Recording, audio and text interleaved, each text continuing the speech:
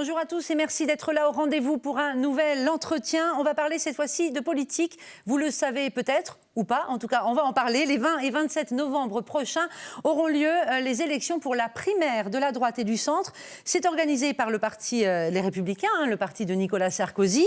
Alors comment ça se présente ici en Loire-Atlantique et comment ça s'organise, avec quels moyens, quels enjeux politiques également? On en parle avec le président départemental de Les Républicains, c'est François Pinte. Bonjour. Bonjour. Merci à vous d'être là avec nous. Vous êtes aussi le premier vice-président de la région, mais aujourd'hui c'est vrai que c'est avec votre casquette président de Les Républicains que vous êtes là. Vous aimez bien, vous, ce nom, Les Républicains ? Écoutez, oui, c'est un beau nom donc, qui a vocation à rassembler, donc c'est un beau nom qu'on porte bien. Je voudrais, moi, vous remercier d'abord de nous avoir invités, parce que c'est vrai que pour nous, c'est important. On a beaucoup d'informations à passer. Beaucoup de gens nous interrogent encore sur ces primaires. Donc, on compte aussi beaucoup sur des relais comme le vôtre pour faire passer ces informations. C'est vrai que c'est important parce que tous les médias, y compris nationaux, en parlent. Après, l'aspect concret, et on va y venir dans quelques instants, bon, il y a plein de choses à expliquer aux gens. Juste avant, à quoi ça sert des primaires? L'objectif, c'est 2017, c'est les présidentielles. Absolument. Très clairement, si on a aujourd'hui décidé d'organiser ces primaires, d'ailleurs beaucoup de gens nous posent la question, c'est précisément parce qu'aucun leader faisait l'unanimité dans le camp de la droite et du centre, parce que c'est vrai qu'on était plus habitué à désigner notre candidat et puis tout le monde suivait derrière. Aujourd'hui, le fait est, c'est que comme il n'y a pas de leader incontestable, il y a un risque de ne pas être qualifié pour le second tour. Et ce qui a motivé réellement ces primaires, c'est que tout le monde prenne l'engagement de se rassembler après, derrière le vainqueur des primaires, pour s'assurer, en quelque sorte, ou en tout cas se donner le plus de chances possible d'être qualifié pour le second tour. Alors vous savez ce qu'on dit dans ces cas-là, soit on se dit que c'est un parti qui est très responsable, démocratique et qui autorise le choix, soit on se dit que c'est un parti où c'est le bazar et où justement on n'a pas réussi à définir une ligne et un leader pour l'incarner. Moi, je pense que c'est vraiment une étape de modernité de notre parti politique et je pense que ça correspond bien à l'évolution de la société. Aujourd'hui, permettre à un camp de choisir son leader, de celui qui va incarner ses idées avec sa personnalité, avec son programme, avec son calendrier. Moi, je pense que c'est vraiment une avancée démocratique pour un parti comme le nôtre et je pense qu'on a toutes les raisons de penser que ça va bien se passer.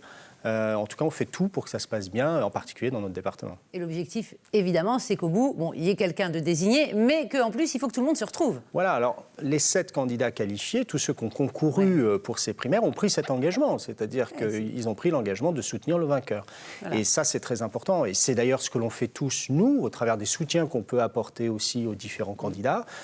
On prend aussi l'engagement de se rassembler, parce que quand on a une responsabilité même locale, les gens nous regardent. Donc si demain, on ne suivait pas cette ligne, évidemment, ça poserait des difficultés de rassemblement. Alors, on va venir tout à l'heure dans l'émission sur les 7 candidats, les soutiens locaux, mais juste avant, quand même, un temps sur l'organisation concrète de ces primaires. Alors, déjà, qui est responsable de l'organisation? Est-ce que ce sont on va dire, les cadres du parti? Oui, alors il y a une organisation nationale et on nous confie au niveau local cette responsabilité d'organisation. Donc, je suis le président de la commission départementale.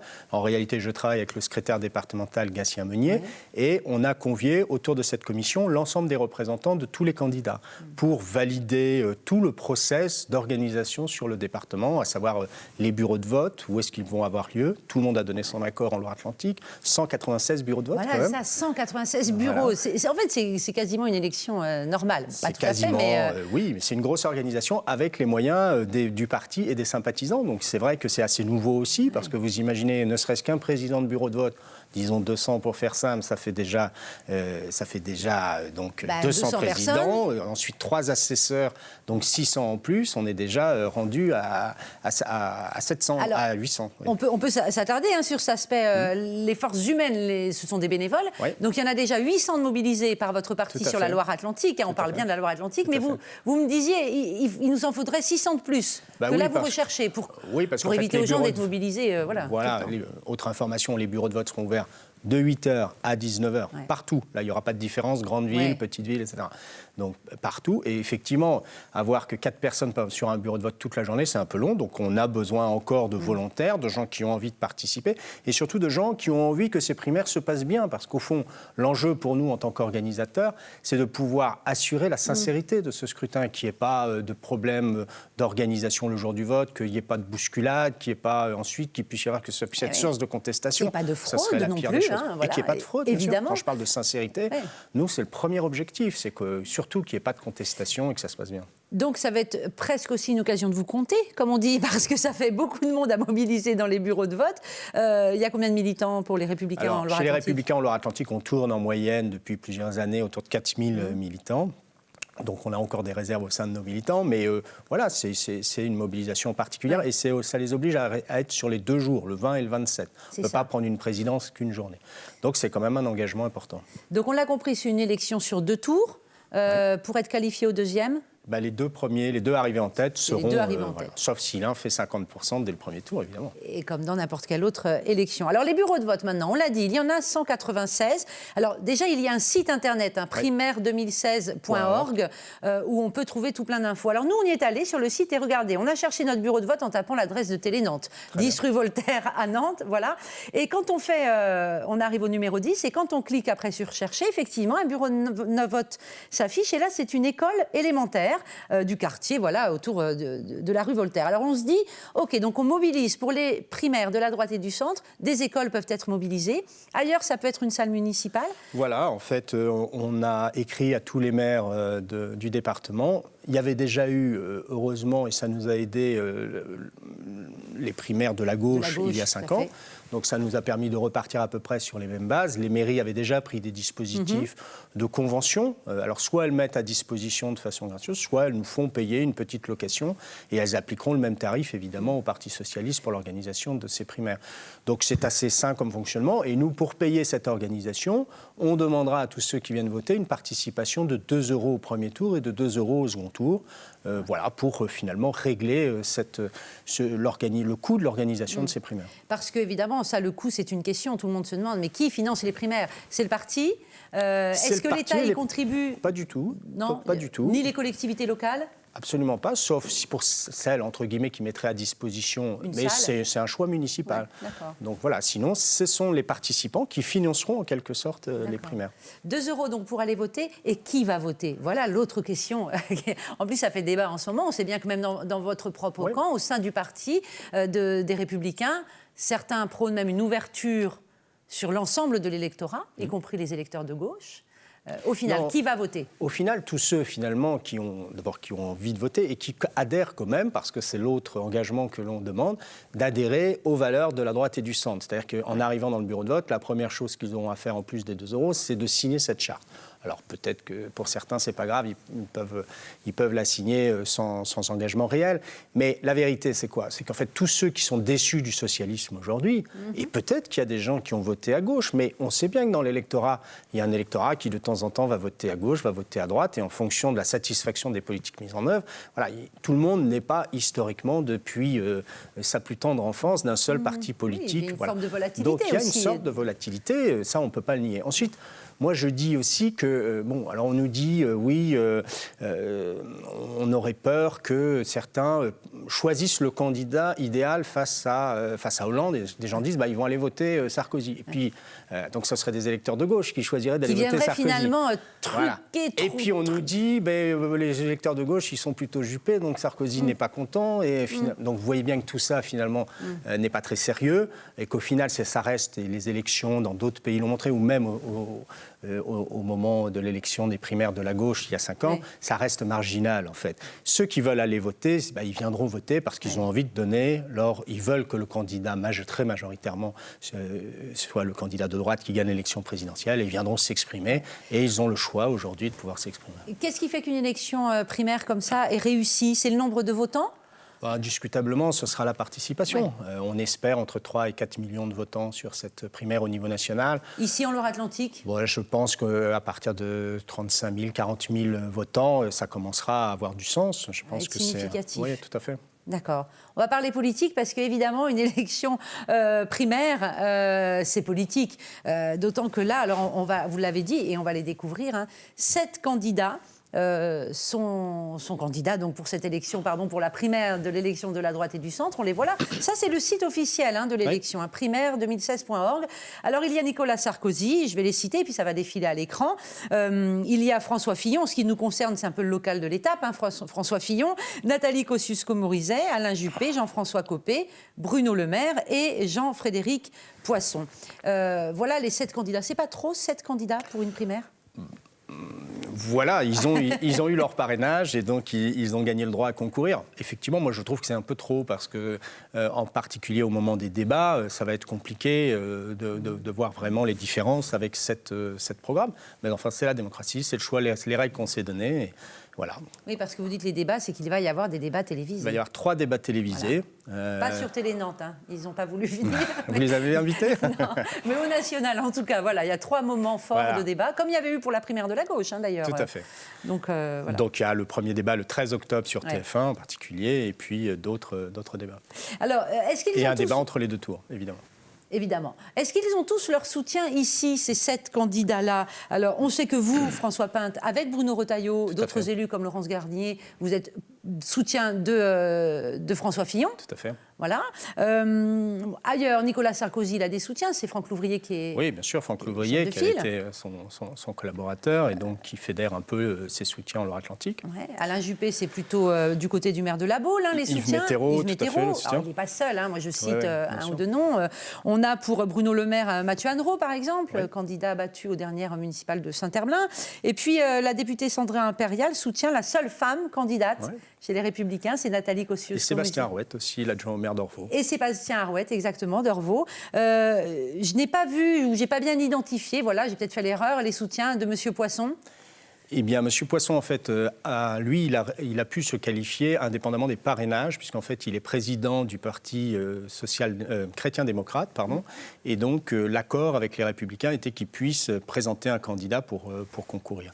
Et donc, localement, c'est Blandine Chrisman, qui est conseillère municipale avec Laurence Garnier, à Nantes, qui anime le parti de M. Poisson. Alors, on a montré là une petite infographie qui reprenait un article de Presse Océan du 3 septembre à l'occasion des universités d'été à La Baule, voilà, qui montrait un peu les soutiens aux principaux candidats. On se dit, ça veut dire que tous ces élus locaux qui ont l'habitude de travailler ensemble, là, sur ce coup-là, vous n'êtes pas en accord. Oui, mais en fait, je pense qu'il faut dépassionner ça. D'abord parce que je pense qu'on est aujourd'hui dans une modernité par rapport à cette approche. Autrefois, on suivait le chef. Même Bruno Retailleau, qui soutient, vous l'avez dit, François Fillon, aujourd'hui ne donne pas consigne aux élus. Il affirme pourquoi il soutient François Fillon. Il dit ses convictions. Il connaît bien François Fillon. C'est vrai, vous l'avez rappelé, c'est aussi le candidat local, si je puis dire, puisqu'il a été président de cette région, président du Conseil général de la Sarthe et maire de Sablé. Mais je crois que ces consignes sont un peu tout ce qui est pression sur les militants ou sur les sympathisants, c'est dépassé. Au fond, aujourd'hui, je pense que nos militants, nos sympathisants sont adultes et peuvent prendre une décision par rapport à un candidat de façon très autonome. C'est important pour eux, évidemment, de savoir qui soutient qui. Mais nous, entre élus locaux, je crois qu'il y a ce respect, finalement, et au fond, on arrive à vivre très bien dans la même famille. Il n'y a pas eu de dérapage. Vous charriez un peu entre vous aussi, oui, peut-être, non ? C'est plus des blagues qu'autre chose. Au rythme, peut-être, des déclarations de vos candidats chéris à chacun. Moi, je leur dis tous sachant que chacun a des hauts et des bas. Non, mais moi, je leur dis tous que je ne vais pas me fâcher avec eux parce qu'ils seront obligés de soutenir François Fillon au second tour. Donc, vous voyez, c'est ce genre de blague. L'ambiance est donnée. Est amicale. Au-delà de la blague, quand même, quand on regarde les 7 candidats, ils ne se ressemblent pas tous. Il y a des sacrés écarts. Je veux dire, on a vu vite fait là, les sites internet de chacun. Nicolas Sarkozy, en une de son site, c'est suspendre les aides, par exemple, à celles qui portent la burqa. Si on va sur le site de Nathalie Kosciusko-Morizet, c'est pas le même ton. Mais bien sûr, mais c'est important. On sent bien qu'il y a quand même des candidats beaucoup plus à droite, d'autres beaucoup plus au centre. Vous allez me dire, c'est le nom de la primaire, droite et centre. Mais oui, et puis je pense qu'il faut que cette primaire, autant les candidats doivent se respecter entre eux, autant il ne faut pas que ce soit une primaire fade, sinon ça n'aurait aucun intérêt. Je pense que justement cette primaire permet de vraiment voir les différences entre tous les candidats. Et puis il y a des caractères différents. C'est quand même la fonction de président de la République, c'est la personnalité de la personne, indépendamment du programme, joue, je pense, pour ceux qui vont choisir. Donc je pense que cette primaire permet cela, elle permet de voir les vraies différences de programmes. D'ailleurs, il y a de plus en plus de sites qui travaillent sur faire des programmes comparatifs entre les différents candidats des primaires. Et donc, je pense différences. Et il y a des vraies différences. Est-ce que ça veut dire aussi que le candidat désigné permettra peut-être de repositionner, de définir un positionnement clair pour les Républicains ? Écoutez, en tout cas, ce qui sera certain, c'est que celui qui gagnera la primaire sera forcément dans une situation où il essaiera de faire des gestes vis-à-vis des uns ou des autres. Et donc, il peut-être adaptera son programme sur tel ou tel aspect important d'un autre candidat, je n'en sais rien. Ça, ce sera de sa responsabilité. Ce qui est certain, c'est que tout le monde a pris l'engagement du rassemblement, donc il faudra le tenir. Vous êtes optimiste. De toute façon, vous n'avez pas le choix que de l'être. Quand un parti se lance dans une aventure comme une primaire, il faut juste espérer que tout le monde se retrouve à la fin, quoi qu'il arrive. Non, mais moi je suis raisonnablement optimiste sur la responsabilité de tous ceux qui concourent et j'imagine pas un seul instant qu'il y en ait un qui ne puisse pas respecter la règle finale du rassemblement. Du rassemblement, et y compris donc des concessions. Absolument, possible forcément, à faire forcément. Pour fédérer le plus large possible, quand forcément, même. Mais dans un sens et dans un autre, je pense qu'il y aura forcément... celui qui acceptera de soutenir un autre candidat fera des concessions en oubliant certains points de son programme et inversement. Alors, on l'a dit, François Fillon donc, fait partie des 7 candidats. Il est un peu le local de l'étape. De là à dire qu'on est sur une terre filloniste, c'est un raccourci ? Oui, c'est un raccourci parce que je pense qu'aujourd'hui, il y a un vrai attachement à sa personnalité et je pense qu'il fera un score supérieur dans cette région. En tout cas, je l'espère qu'ailleurs. Pour autant, encore une fois, je vous parlais de la liberté aujourd'hui des militants, des sympathisants, et donc chacun se positionne vraiment de façon très libre. Donc voilà, j'espère qu'il sera en tête en Loire-Atlantique, mais ça n'est pas certain. Et c'est pas gagné d'avance. Non, voilà, c'est pas écrit. Et les sondages nationaux aujourd'hui sont faits sur des bases qu'on conteste évidemment parce qu'en fait il n'y a jamais eu de sondage il n'y a pas de population réellement qui a été sondée sur les primaires. Donc nous, ce qu'on voit, c'est que François Fillon fait des très bonnes réunions, qu'il y a beaucoup de monde qui vient le voir. Il est très présent sur les réseaux sociaux et on voit qu'il y a une vraie dynamique de campagne. Elle ne se traduit pas encore véritablement dans les sondages. Donc on pense qu'une fois de plus, les sondages vont se tromper. Alors, on va s'attarder quand même sur cette terre de Loire-Atlantique, où a eu lieu encore cette année les universités d'été à La Baule. C'était à la fin du mois d'août. Si on a bien compris, ça va être comme ça tous les ans. Voilà. La Baule a été désignée, choisie par le parti Les Républicains comme étant la ville de la rentrée, en fait. Oui, on en est évidemment très satisfait parce que pour nous, pour notre fédération, au départ, c'était des universités départementales qu'on avait montées avec Gatien Meunier. On avait ce site de La Baule qui se... Là, on voit des images de la dernière édition. On a eu beaucoup de chance parce que les 2 dernières années, il a fait un temps magnifique, donc on a pu faire ça en extérieur, mais on avait la possibilité de faire ça à l'intérieur également. Et puis, en fait, ce savoir-faire, et moi, je veux surtout remercier l'ensemble des militants, parce que là, encore une fois, sans tous les militants de la 7e circonscription, et en particulier tous les jeunes aussi, et moins jeunes, qui travaillent à cet événement, on arrive, une fédération, à donner l'occasion à l'ensemble des acteurs nationaux de venir s'exprimer, et tout ça avec nos moyens locaux, en équilibrant ces opérations. Ce qui est étonnant, alors La Baule est une ville de droite, on a parlé d'Yves Météro tout à l'heure, mais le territoire de la Loire-Atlantique, pour l'instant en tout cas, il est détenu par la gauche au niveau du département. Les grandes villes, Nantes, Saint-Nazaire, Saint-Herblain, Rezé, sont détenues par la gauche. On se dit, mais que vient faire le parti Les Républicains pour ce grand rendez-vous annuel à La Baule sur une terre de gauche, en dehors de la commune de La Baule, j'entends. Le parti des Républicains est en reconquête sur ce territoire, et je vous ferai remarquer quand même qu'au moment des départementales... C'était ric-rac. Et on avait 1000 voix d'avance par rapport au PS, donc ce qui peut bien démontrer que rien n'est acquis pour le PS à l'avenir et qu'on continue à progresser, et pour nous c'est l'objectif, en investissant sur des candidats sur le long terme. Le travail que fait Laurence Garnier à Nantes est remarquable, il est sur la durée, elle a déjà dit qu'elle se réengagerait à l'avenir, et on voit bien qu'il y a aujourd'hui, en particularité sur la fiscalité à Nantes, beaucoup de contestations de la majorité actuelle. Et donc voilà, son travail progresse, et je pense qu'il y a une reconnaissance petit à petit qui est faite, que ce soit à Nantes ou sur d'autres territoires. Vous citiez Saint-Herblain, le travail que fait Mathieu Annereau est remarquable aussi. Voilà, et au fond, le Parti national vient soutenir cette action d'une fédération dynamique qui travaille sur le terrain à la reconquête d'un territoire difficile. C'était le territoire de Jean-Marc Ayrault. Complètement, mais quand vous dites reconquête, ça veut dire que c'est un parti ici, localement, qui se projette sur les prochains scrutins. Absolument. Les municipales, on a encore un peu le temps, mais ça se prépare. Tout à fait. On est vraiment là-dessus. On est dans la préparation, oui, tout à fait. On est dans le travail. Nous, on investit sur le travail. On investit sur le travail des jeunes candidats. On va avoir beaucoup de jeunes candidats aux législatives aussi. Julien Bavel sur la première circonscription qui va partir. Jérôme Guyot sur la deuxième circonscription qui est un nouveau candidat aussi, qui va essayer de reprendre cette circonscription qui a été tenue pendant des années par Serge Poignant. Voilà, donc c'est tout un travail d'accompagnement de nos futurs candidats. Donc finalement, ces universités d'été tous les ans à la Baule, c'est une forme de reconnaissance du dynamisme de cette fédération que vous dirigez, quoi. Oui, avec Gatien Meunier et toute une équipe, oui, bien sûr, parce que ce travail ne se fait pas mais pour nous, c'est une satisfaction et c'est une reconnaissance du travail fait, oui, tout à fait.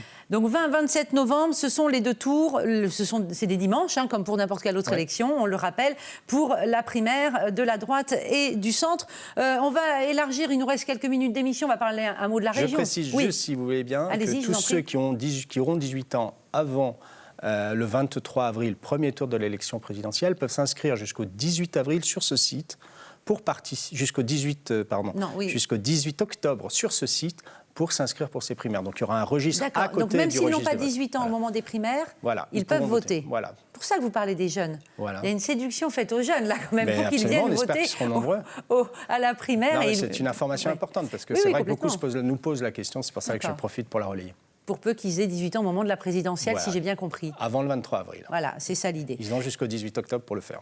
Donc je disais, on prend quelques minutes quand même pour parler de votre autre casquette. Vous êtes premier vice-président de la région depuis les dernières élections régionales en décembre dernier. Vous travaillez aux côtés de Bruno Retailleau. Vous êtes content ? On est très content, ça se passe bien parce qu'on a un patron formidable et on a une équipe vraiment soudée derrière lui. Je crois que chacun a trouvé sa place dans l'exécutif régional. On a lancé beaucoup de dossiers, de projets. Les gens voient que ça bouge à la région. On a lancé le plan sur l'apprentissage, le plan sur la ruralité, le plan sur la crise agricole. On est en ce moment dans un schéma sur qu'est-ce qu'on attend d'une région pour son développement économique. Donc on est dans tous les départements en ce moment en consultation. Voilà, il y a une vraie dynamique dans le mouvement de cette action régionale, avec des finances qui sont pas très joyeuses, hein, il faut le dire, parce qu'on a trouvé une situation où l'endettement était très important. Une partie était d'ailleurs... C'était un des premiers débats à l'arrivée tout à fait, sur ce qu'on a appelé la dette cachée. La fameuse dette cachée, et qu'on doit aujourd'hui... L'ancienne majorité s'en est défendue, mais ça a fait débat. D'autres choses ont fait débat dès le début, très vite. Je pense à des décisions qui ont été un peu emblématiques. En tout cas, les médias ont décidé que ça le soit. Je pense dans le domaine de la culture, c'est la délégation de Laurence Garnier par rapport au Hellfest ou au Ciné Pride. Il y a eu des papiers ou des choses un peu dures. C'est compliqué, ça, en début de mandature, de se faire attaquer sur des décisions comme ça. Je pense aussi dernièrement sur l'agroalimentaire, où l'opposition s'en est donné à cœur joie, vous reprochant de soutenir beaucoup trop l'industrie agroalimentaire au détriment peut-être d'autres filières. Oui, alors je pense que cette critique était... les critiques font partie évidemment du débat démocratique. Oui. Sur la partie culturelle, je pense qu'il y a eu un manque de concertation de la part des acteurs où des choses n'ont pas été comprises. On a pris des positions, je pense, courageuses sur le Hellfest en disant qu'on ne pouvait pas tout accepter de groupes qui se comportaient... quand on fait le salut nazi dans un spectacle, on en assume les conséquences. Vous savez ce qui s'était passé en d'autres temps pour le créateur, le dessinateur de Chanel, ça avait été la même sanction de la part du groupe Chanel. Donc moi, je pense que de temps en temps, il faut savoir rappeler des principes et pas toujours penser que c'est pas important, parce qu'on est aussi des hommes politiques qui devons passer des messages vis-à-vis de la jeunesse en particulier, et on peut pas dire tout est permis et puis après sanctionner. Au-delà du cas de ce groupe, alors je veux pas faire l'émission sur le Hellfest, c'est pas le propos, mais est-ce que la région peut regretter de ne pas être associée à un moment donné à un tel événement ou pas ? Écoutez, de toute façon, ce festival existe de par lui-même et économiquement autonome. Donc la vocation de la région, c'est quoi, au-delà de tout ça ? C'est de permettre à d'autres festivals de pouvoir démarrer aussi. C'est pas toujours d'entretenir des festivals qui font déjà du bénéfice. On est dans une situation où l'argent public est de plus en plus rare. Donc il faut aussi... On choisit là où on l'injecte. Qu'on donne sa chance à d'autres, qu'on ne finance pas toujours des situations qui sont acquises et qui sont économiquement viables. voilà, après, sur le festival en lui-même, on a déjà dit qu'il n'y avait aucun jugement pour nous de la part de la musique métal en particulier, qu'on a des amis de droite qui aiment le métal et des amis de gauche qui ne l'aiment pas. C'est voilà. tout à fait possible. Dernière question, comment fait François Pinte entre la première vice-présidence de la région, le soutien actif à François Fillon, l'organisation des primaires dans le département, et puis voilà, ça fait beaucoup. Et un travail dans le privé, et je l'assume. Que vous avez gardé. Que j'ai gardé. Pour de vrai ou c'est pour faire semblant? Ah non, c'est pour de vrai, mes collaborateurs peuvent en témoigner, parce que je pense que c'est très important d'avoir toujours un pied dans le réel. Moi, je ne suis pas un cumulard de la politique, je n'ai pas 2 mandats, j'ai qu'un mandat, et j'assume, mais par contre, je trouve que c'est très important qu'on ait des hommes politiques qui soient dans la vie réelle, dans l'entreprise, et parce que je pense que l'un enrichit l'autre parcours. Et je pense que le jour où vous êtes complètement politique, ou vous êtes complètement politique, vous perdez un peu ce lien avec la réalité. Vous êtes proche de certains élus de gauche qui revendiquent justement qu'on ne professionnalise pas la politique. Ouais. Qu'on garde une profession dans la vie privée. Oui, mais après, moi, je pense qu'il y a des parcours très différents en fonction des personnalités. Voilà. Il y a des personnalités qui ont la capacité de cumuler. Je pense que le meilleur exemple, c'est Bruno Retailleau, qui a cette capacité et qui porte la région à Paris avec beaucoup de panache. Et je pense que c'est utile pour la région. Merci François Pinte. En tout cas, on le rappelle, les primaires de la droite et du centre, c'est le 20, le 27 novembre partout en France. Et donc ici, en Loire-Atlantique, dans 196 bureaux de vote. Merci à vous. Merci à vous tous de nous avoir suivis. On se retrouve bientôt pour un prochain entretien. Salut!